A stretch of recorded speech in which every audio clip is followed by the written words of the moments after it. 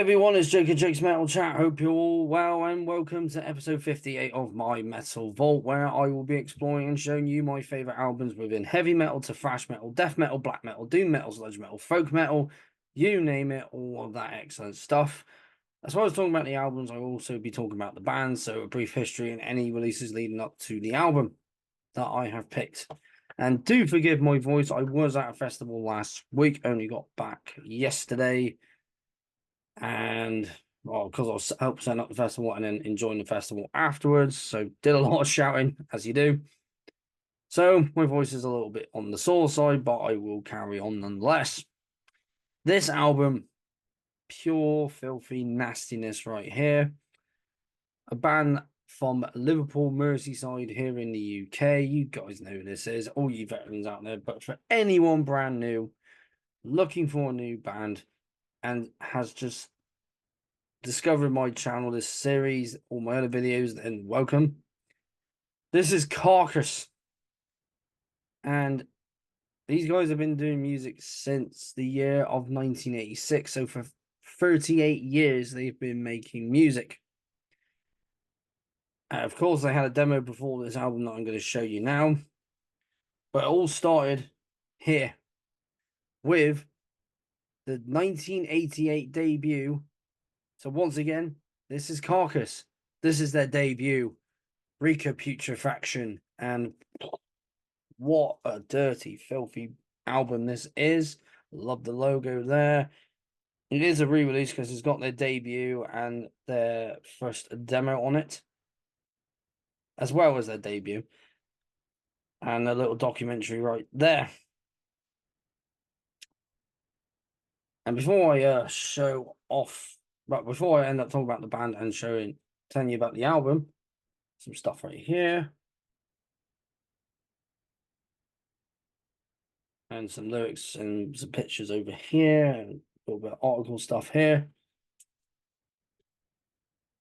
Demo cover right there, as well as more lyrics and the CD. Underneath that, some meat, and the CD just fell out. As you can see there, more lyrics. And as for the CD, it's just got the album title as well as the band. Because one side would be the album, one side's the album, one side's the DVD. Haven't watched the little documentary in a while. Got around to listening to this again very recently, and what an album this is. So let's talk about Carcass, for anyone that is not totally familiar with them. So they formed, again, in Liverpool, Merseyside in 1986. They did split up 10 years later in 1996 and then reformed in 2007. The band was formed by Jeff Walker, Bill Steer, Ken Owen, and Sanjeev. I hope I said that right. If I haven't, I do apologize. He was the original vocalist before Jeff took over. And yeah, that was his only band. The only band he was ever in was Carcass. I am going to take a bit of a drink first before I crack on.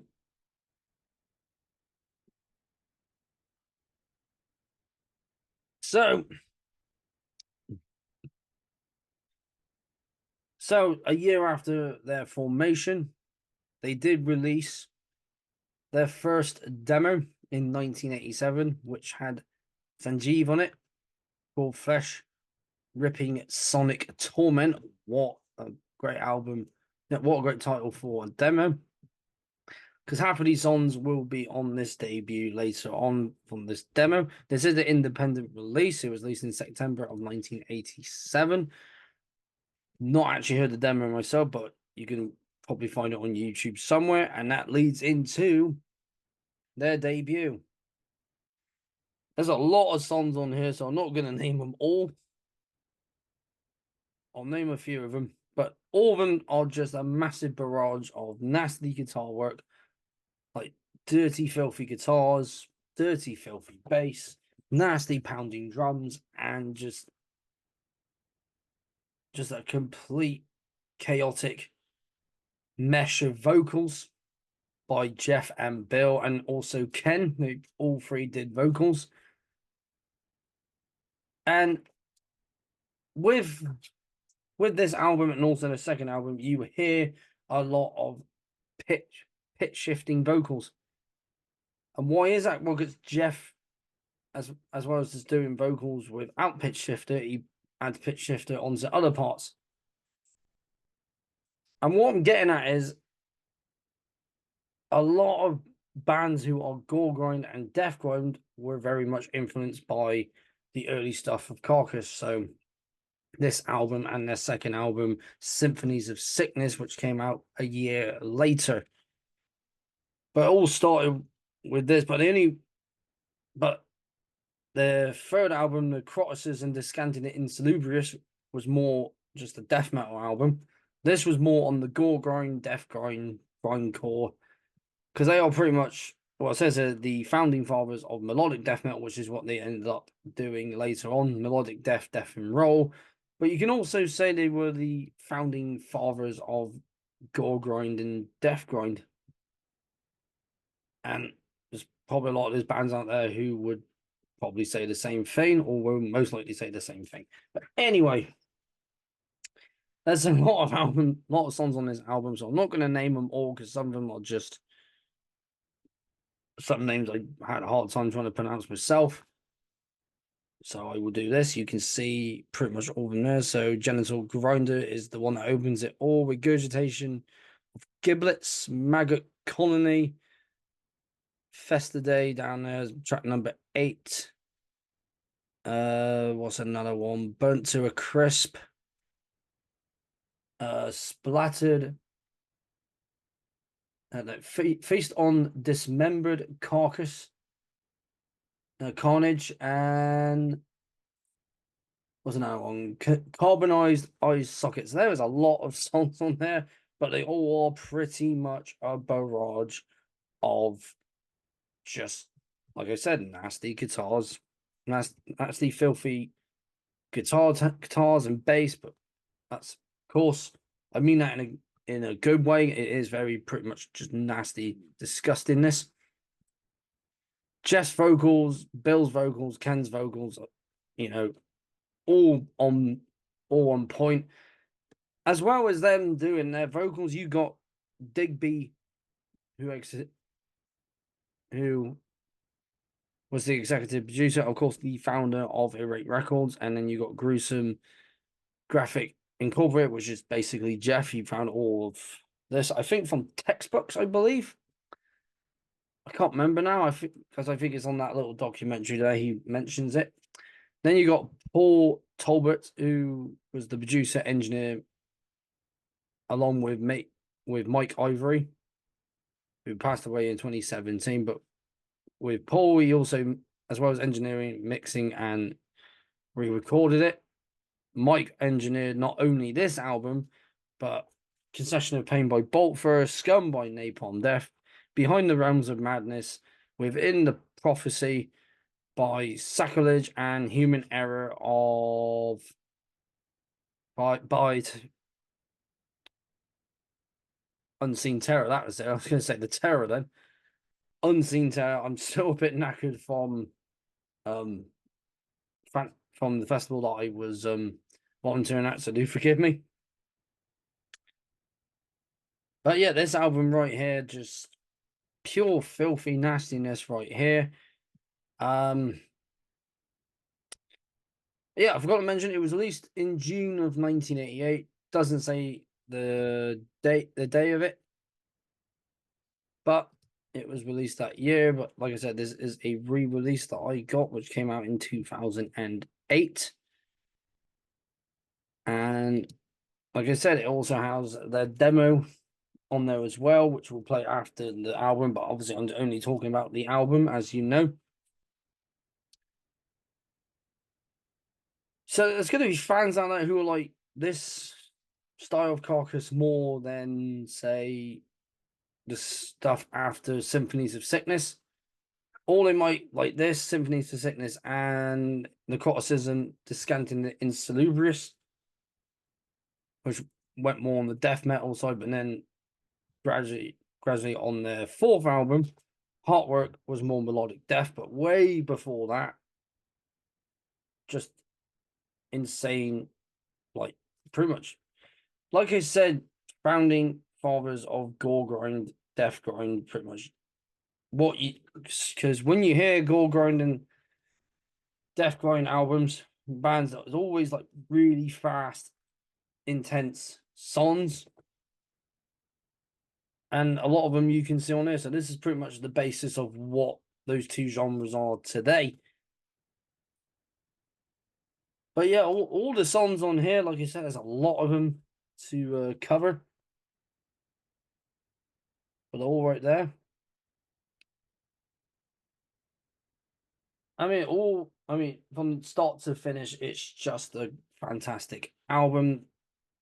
You know, track number 22, Malignant Defection, pretty much a great closer for the album. But looking at the songs, well, the longest one on here would be probably Rotten to the Core. So Prolified, I think that's how it's pronounced, is 2 minutes and 55 seconds long. The shortest one on here would probably be, just so I'm not looking at it wrong, yeah, pretty much Festa at 22 seconds. So that's the shortest one on this album. Because a lot of them clocking in at like the 20 something odd second mark, or the 1 minute and something odd mark, or the 2 minute mark. Basically, a lot of Goregrind, Deathgrind, grindcore bands as well. But like I said, I mentioned with the let me rewind that. Like I said about the pitch shifter, like you can hear it on this album pretty much. And a lot of bands within those two genres use pitch shifters. I think Goregrind uses it more than Deathgrind, or is 50-50. But the only time you ever hear that pitch shifter is on this album and their second album. After that, completely just ditched it to do what they do today. But there's obviously going to be fans who are more into this than, say, the later stuff. Because I know people that only like this album, and one of them is Justin Horville here on YouTube. He also known as J-Dog. And yeah, this is his only favorite album. So I thought I mention him as I'm talking about this album. And I think the vocalist from Hemorrhage is only a fan of this album, and that's fair enough. I mean, I like this one. I love Symphonies to Sickness. I love Necroticism, and I also love Heartwork. But then there's times where I'm more in the mood for something a bit, more faster, more nastier, just like straight to the point. And of course, this album's straight to the point with the amount of madness on this album. It's ridiculous how much is going on here. Usually when I talk about albums, I mention all the song names. And, something might be a little bit different from the other songs. But with this, it's just a constant wall of intense, noisy, disgusting, nasty heaviness. And man, what an album. So if you're more into your more grindier stuff, than more be like your death metal and stuff, if you're more into Goregrind, Deathgrind, grindcore, then death metal, thrash metal, and black metal, this will be more up your street.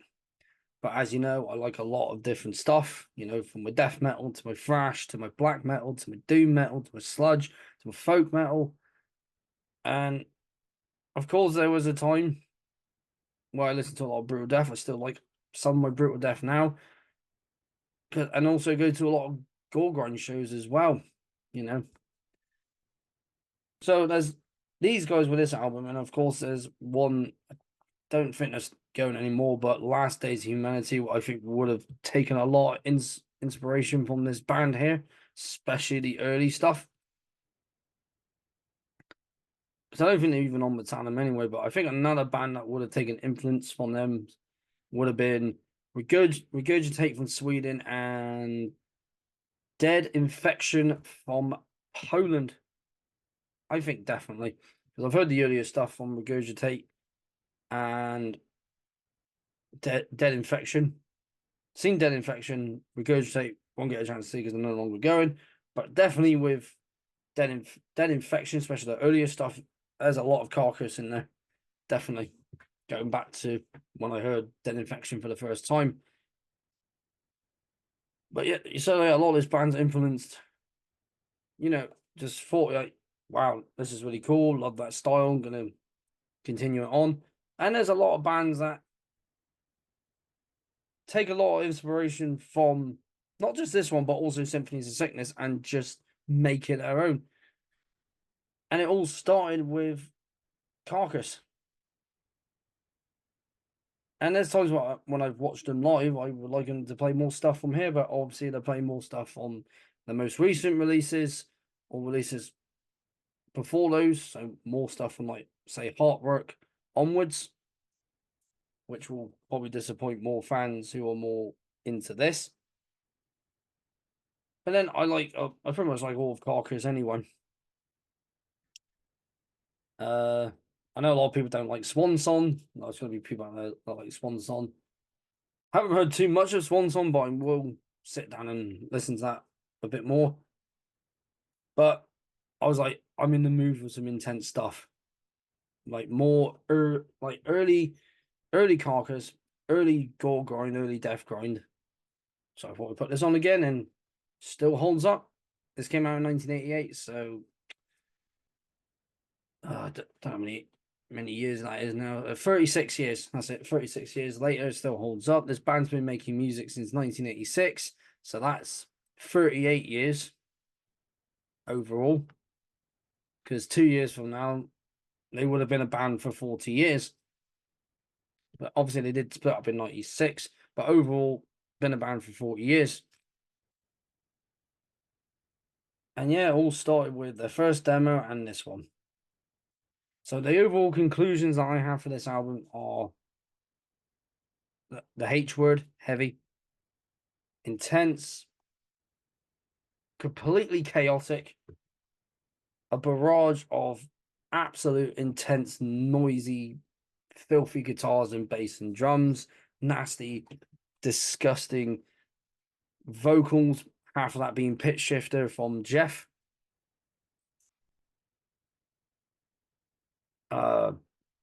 Pure filth and a timeless masterpiece.